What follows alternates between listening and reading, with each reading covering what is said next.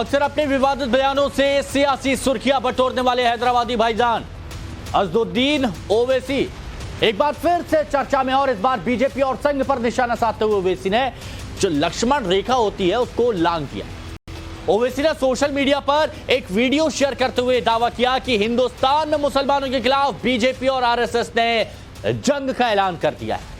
सवाल यही है, क्या हैदराबादी भाईजान सच बोल रहे हैं या फिर मुसलमानों का रहनुमा बनने के लिए सियासी तीर छोड़ रहे हैं?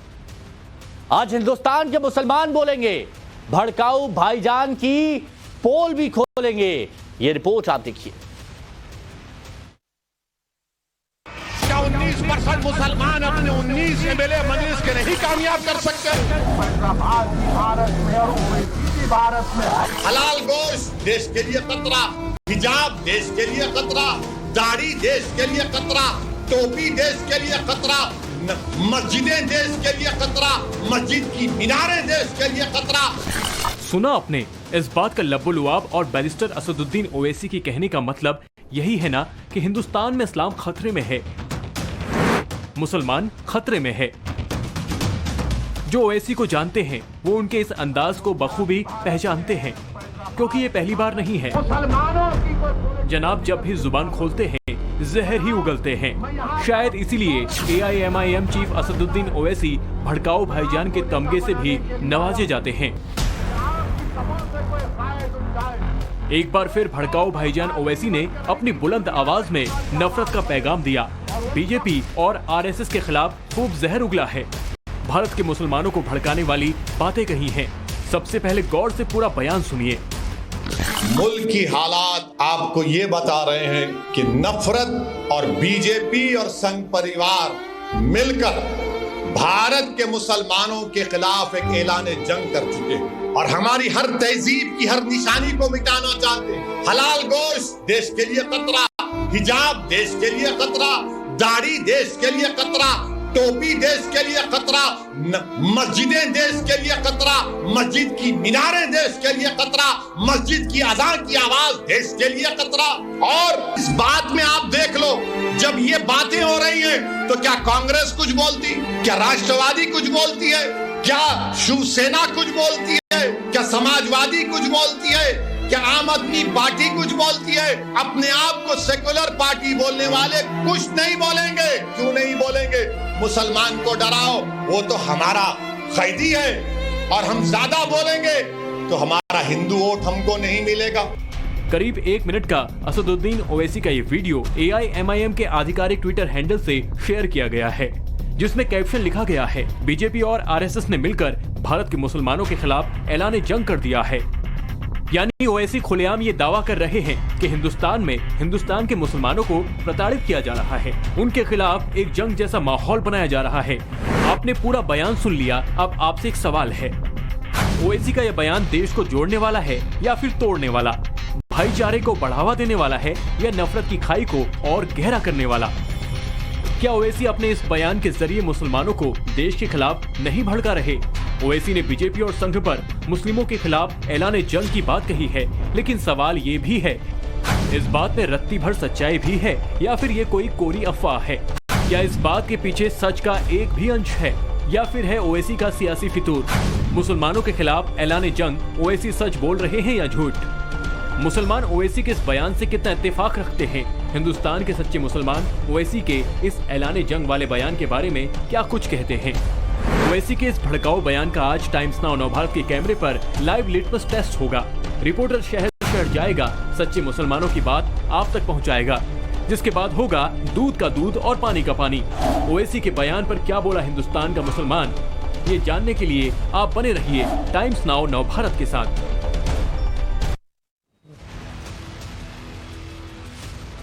और देखिए, हालांकि ये पहली बार नहीं है जब AIMIM के चीफ असदुद्दीन ओवैसी हिंदुस्तानी मुसलमानों को भड़का रहे हैं। इससे पहले भी इसी साल के रमजान में उन्होंने हैदराबाद में एक बयान दिया था जिसमें उन्होंने मुसलमानों को हथियार उठाने की हद तक मजबूर करने की बात कही थी। सवाल यही है कि भड़काऊ भाईजान ने इन जहर बुझे बयानों पर क्या सोचता है हिंदुस्तान का सच्चा मुसलमान? हमने इसकी पड़ताल की और इसी से जुड़ी एक रिपोर्ट आपको दिखाते हैं जिसमें है ओवैसी पर मुसलमानों की मन की बात। मुल्क की हालात आपको ये बता रहे हैं कि नफरत और बीजेपी और संघ परिवार मिलकर भारत के मुसलमानों के खिलाफ एक ऐलान जंग कर चुके हैं और हमारी हर तहजीब की हर निशानी को मिटाना चाहते हैं। भड़काऊ भाईजान ओवैसी जब मुंह खोलते हैं तो कुछ न कुछ जरूर ऐसा बोल जाते हैं जिससे विवाद हो जाता है। ओवैसी वो नेता है जो खुद को मुसलमानों के रहनुमा के तौर पर पेश करते रहे हैं, लेकिन ओवैसी के इस बार दिए भड़काऊ बयान पर क्या सोचता है देश का मुसलमान, इसी की पड़ताल करने के लिए टाइम्स नाउ नवभारत के रिपोर्टर्स ने दिल्ली, अलीगढ़, लखनऊ और वाराणसी में सीधे जाकर मुस्लिम समुदाय के लोगों से बात की। हमने सोशल मीडिया पर वायरल ओवैसी के उस भड़काऊ बयान को सुनवाया जिसमें उन्होंने हिंदुस्तान के मुसलमानों के खिलाफ ऐलाने जंग की बात कही। सबसे पहले आपको वाराणसी लेकर चलते हैं। आप भी देखिए भड़काऊ भाईजान से कितना इत्तेफाक रखते हैं काशी के मुसलमान। भारत के मुसलमानों के खिलाफ एक ऐलान जंग कर चुके हैं और हमारी हर तहजीब की हर निशानी को मिटाना चाहते हैं। हलाल गोश्त देश के लिए खतरा, हिजाब देश के लिए खतरा, दाढ़ी देश के लिए खतरा, टोपी देश के लिए खतरा, मस्जिदें देश के लिए। सरफराज भाई ये बताइए कि ओवैसी आखिर क्या बताने की कोशिश कर रहे हैं? क्या वाकई आपको लगता है कि बीजेपी और आरएसएस की नीतियां और जो लोग हैं उनके जुड़े हुए क्या मुस्लिम समुदाय के खिलाफ उन्होंने ऐलान जंग कर दिया है? जी, मैं सरफराज अहमद, राष्ट्रीय बुनकर एक्शन कमेटी का ऑल इंडिया प्रेसिडेंट। शुरू अल्लाह के नाम से जो निहायत रहीम और रहम करने वाला है। देखिए, किसी भी पार्टी की आइडियोलॉजी उनकी निजी आइडियोलॉजी, उनकी एक बड़ी पार्टी है जिसके वो सदर हैं, वो अपनी विचारधारा या अपने नज़रिए से किसी अपने चश्मे से कोई बात देख रहे हैं तो वो मुसलमानों की आइडियोलॉजी नहीं हो सकती, पूरे मुसलमान तो सोच सकती। और बनारस के मुसलमान इसका खंडन करते हैं। और जहाँ तक रही आरएसएस की बात, आरएसएस भी जो है एक राष्ट्रवाद की बात करती है, राष्ट्रवाद पे चलती है। अभी हमारे जो है संघ के सरसंचालक साहब ने भी कहा कि जो शिवलिंग वाली बात निकली थी तो हर मंदिर मस्जिदों में शिवलिंग न तलाशें, तो उन्होंने अपना पक्ष स्पष्ट किया था। तो कहने का मकसद है इसी तरह ओवैसी साहब को भी अपना पक्ष स्पष्ट करना चाहिए कि देश के साथ है, राष्ट्र हित में कि राष्ट्र हित के खिलाफ है। के खिलाफ ऐलान जंग कर दिया है। पहली चीज़ तो हम ये बताना चाहूँगा कि ये हिंदुस्तान है, यहाँ गंगा जमनी की तहजीब है। हिंदू भाई मुस्लिम भाई एक रहेंगे और आने वाले वक्त में भी रहेंगे। और इसको जो भी कोई हो, जिस भी पार्टी का भड़काने वाला हो, उसके भड़काने से कोई भड़कने वाला नहीं है। रही बात असदुद्दीन ओवैसी की, असदुद्दीन ओवैसी एक राजनीतिक दल के पार्टी के नेता हैं और उनको ये शब्द नहीं कहना चाहिए जिससे देश के गरिमा खराब हो, देश के मुसलमानों के अंदर कुछ गलतफहमियां हो। हिजाब हो या फिर जो दूसरी चीज़ें हैं, मदरसों के नाम पर आरएसएस और बीजेपी मुसलमानों का कुछ शोषण कर रही है क्या? ऐसा कोई बात नहीं है। ऐसी बात नहीं, मतलब पूरी तरीके से ये सिर्फ राजनीति हो रही है। बस और कुछ बात नहीं है। इसके पीछे की मंशा क्या लगती है? इसके पीछे यही है, आपस में लोग लड़ जाए और क्या होगा, हिंदू मुसलमान यही होगा और क्या होगा। सुना आपने, वाराणसी में हमारी टीम ने जितने लोगों से भी बात की उनमें से कोई एक भी ओवैसी से सहमत नजर नहीं आया और उन पर सियासत चमकाने के लिए पॉलिटिकल बयानबाजी करने की तोहमत लगा दी सो अलग। यानी वाराणसी के मुस्लिमों के लिटमस टेस्ट में ओवैसी फेल हो गए। 3 तलाक से लेकर हिजाब, बुलडोजर, मदरसा, कोई ऐसा मुद्दा नहीं है जब ओवैसी मुसलमानों के सेंटिमेंट को भुनाने की कोशिश नहीं करते। लेकिन इस बार उन्होंने जो हिंदुस्तान के मुसलमानों के खिलाफ ऐलाने जंग वाला बयान दिया है उसमें वो खुद घिरते नजर आ रहे हैं। आइए आपको सुनवाते हैं ओवैसी भाईजान की नफरती जुबान पर क्या कह रहे हैं देश की धड़कन दिल्ली के मुसलमान। हलाल गोश्त देश के लिए खतरा, हिजाब देश के लिए खतरा, दाढ़ी देश के लिए खतरा, टोपी देश के लिए खतरा। सर, जिस तरीके से ओवैसी साहब का ये ट्वीट आया है AIM की तरफ से, जिसमें ये कहा गया है कि एक ऐलान जंग जो है वो छिड़ गया है, बीजेपी आरएसएस ने मुसलमानों के खिलाफ कर दिया, क्या इस देश का मुसलमान भी यही सोचता है? देखिए, ये वैसे ओवैसी साहब की अपनी सोच है, उनकी है, आम आदमी की सोच नहीं है, क्योंकि वो सियासत में है और सियासत में आदमी कुछ भी कर सकता है। चाहे मैं आज आ जाऊँ, मैं कुछ भी कर सकता हूँ, तो हमें इसका तो असर लेते नहीं है। मुसलमान हिंदुस्तान का आम आदमी जनता जो है उनकी आप लोग हर एक आदमी थोड़ी पूछते जा करके नहीं, वो उनकी अपनी सोच है। मगर एक बात ये भी है, सुन लीजिए, जब आदमी को जख्म लगता तभी आदमी दवा लगाता, वरना दवा नहीं लगाता। ओवैसी साहब क्या बयान दे रहे हैं, दूसरे क्या बयान दे रहे हैं, हमें से कोई मतलब नहीं है। हम तो जनरल पब्लिक को जानते हैं। हम जनरल पब्लिक में हमारे में कोई आपस में इख्तिलाफात नहीं होने चाहिए, भाईचारा होना चाहिए, प्यार मोहब्बत होना चाहिए। इस देश में आज से भी तो पहले जी रहे थे हिंदू मुसलमान, आज से नहीं, सदियों से, करोड़ों साल से, हजारों साल से। लेकिन ये जो अभी 8-10 साल से जो चला है वोट की राजनीति में तोड़ फोड़, झगड़े फसाद, ये बिल्कुल बंद होने चाहिए। पब्लिक की तो सीधी ओपिनियन ये है। ऐलान, जंग के ऐलान की बात है, वो अगर हो भी रहा है ऐसा, मैं मान देता हूँ, अगर बीजेपी या कोई पार्टी ऐसा कर भी रही है, वैसा ऐसा हम नहीं मानते, लेकिन हम ओवैसी साहब की बात को मान भी लेते हैं। अगर ऐसा हो भी रहा है तो न्यायपालिका हमारे पास कोर्ट है, जस्टिस है, उसमें जाएंगे। दरअसल जब ओवैसी बोलते हैं तो उसके पीछे कोई ना कोई मकसद जरूर होता है। हो सकता है इस बार भी शायद गुजरात चुनावों को देखते हुए उन्होंने पॉलिटिकल माइलेज लेने के लिए बयान दिया हो, लेकिन दिल्ली के मुसलमान उनसे सहमत नहीं। यानी भड़काऊ भाईजान दिल्ली के लिटमस टेस्ट में भी फेल साबित हुए।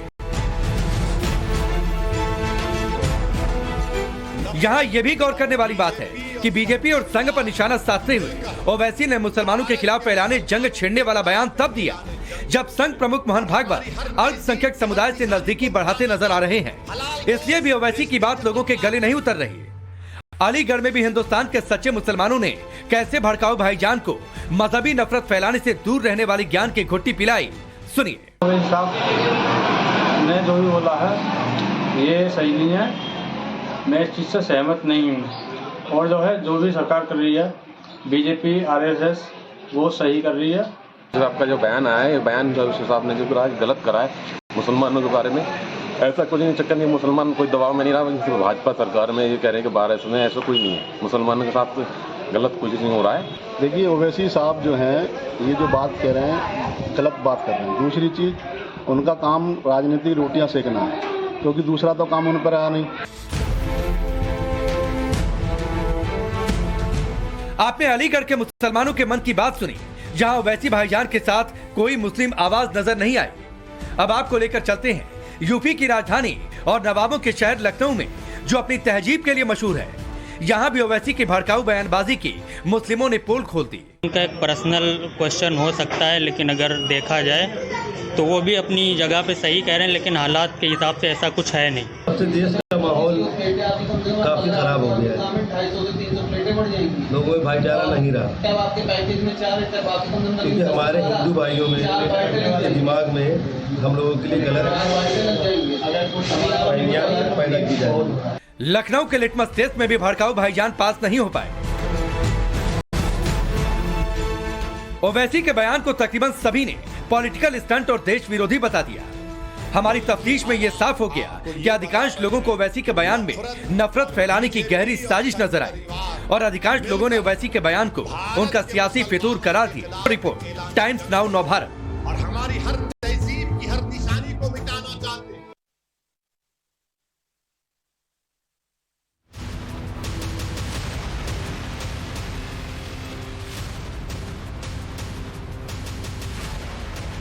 तो आपने रिपोर्ट देखी है, आपको पता चल गया होगा कि हिंदुस्तान के मुसलमान ओवैसी की बातों से कितना इत्तेफाक रखते हैं।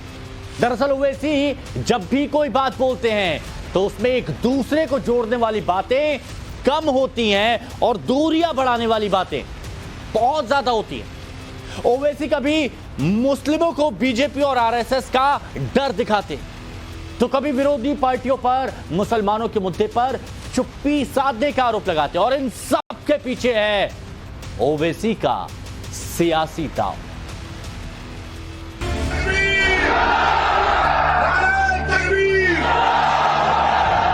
तुम्हारे दिल फरेब और हथकंडों से हम जान चुके तुम्हारे हथकंडों को।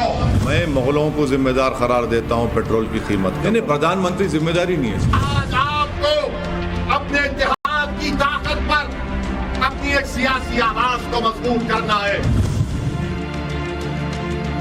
अगर कोई जानता है कैसे बीजेपी को रोका जाए तो उसका नाम असदुद्दीन ओवैसी और मंदिर से मोमिन वो है जो 2 बार 1 लाख से नहीं रहा। मैं मुगलों को जिम्मेदार करार देता हूं पेट्रोल की कीमत का, बल्कि औरंगजेब जिम्मेदार है पेट्रोल डीजल की कीमत का। बादशाह अकबर जिम्मेदार है कीमतों में इजाफा होने का, और शाहजहां जिम्मेदार है नौजवानों में बेरोजगारी का। इसको मानता हूँ। मैंने प्रधानमंत्री जिम्मेदारी नहीं है इसकी, मुगल जिम्मेदार। ऑल इंडिया मजलिस इत्तेहाद उल मुसलमीन के प्रमुख अज़दुद्दीन ओवैसी, इनके लिए कहावत मशहूर है, जहां चुनाव वहां हैदराबादी भाईजान। 2 साल पहले बिहार विधानसभा चुनावों में 5 सीटें क्या हाथ लगी, इनकी नजरें देश की तमाम विधानसभाओं पर पड़ गई। पिछले साल पश्चिम बंगाल में एड़ी चोटी का जोर लगाया था, तो 7 महीने पहले तक यूपी की खाक छान रहे थे।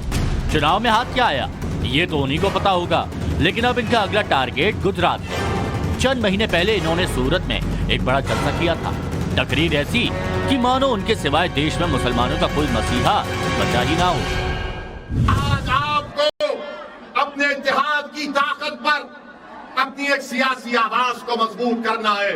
छोड़ दीजिए उन कांग्रेस पार्टी को जो अनकरीब में कांग्रेस पार्टी भारत से के सफ़े हस्ती से खत्म होने जा रही है इंशाअल्लाह ताला। कांग्रेस पार्टी नहीं मुकाबला कर सकती बीजेपी और मोदी का।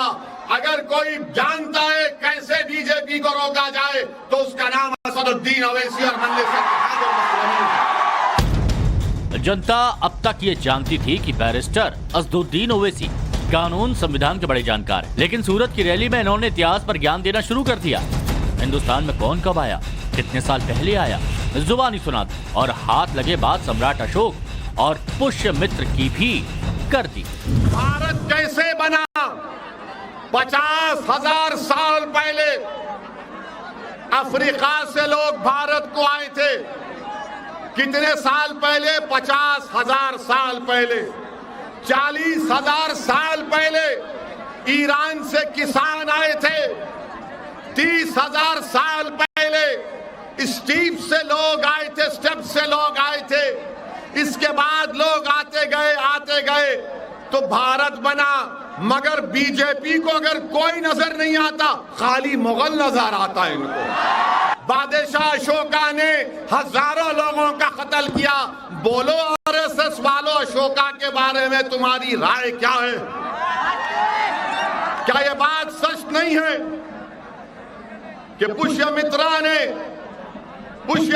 ने बुद्धों की मंदिरों को तोड़ा? इसकी बात क्यों नहीं करते बीजेपी और संघ परिवार के लोग? मगर बोलेंगे नहीं, ताजमहल के नीचे जाकर देखेंगे। ताजमहल के नीचे क्या मिलेगा आपको? नहीं, हम खोद के देखेंगे क्या मिलेगा। तो क्या मैं भी खड़े होकर कह दूं कि देश के प्रधानमंत्री मोदी जिस घर में रहते हैं उसके नीचे भी मस्जिद है, खोदी जाए? जनवरी फरवरी में कर्नाटक का हिजाब विवाद आपको याद ही होगा। उडुपी के छोटे शहर से उठा ये मुद्दा देश की सबसे बड़ी अदालत की चौखट तक पहुंच गया था। विवाद को बवंडर बनाने में ओवैसी साहब के इस बयान ने आग में घी का काम किया था। और हम अपनी बेटियों को इंशाअल्लाह ताला अगर वो ये फैसला करती है कि अब्बा अम्मी मैं हिजाब पहनूंगी, तो अब्बा अम्मी पहने बोलेंगे बेटा पहन, तुझे कौन रोकता है, देखेंगे इंशाअल्लाह। हिजाब निकाब पहनेंगे, कॉलेज को जाएंगे, डॉक्टर भी बनेंगे, कलेक्टर भी बनेंगे, एसडीएम भी बनेंगे, बिजनेसमैन भी बनेंगे। और एक दिन याद रखना तुम कांड की जनता, शायद मैं जिंदा नहीं रहूंगा, तुम देखना एक दिन इस देश की प्रधानमंत्री एक बच्ची हिजाब पहन के प्रधानमंत्री बनेगी।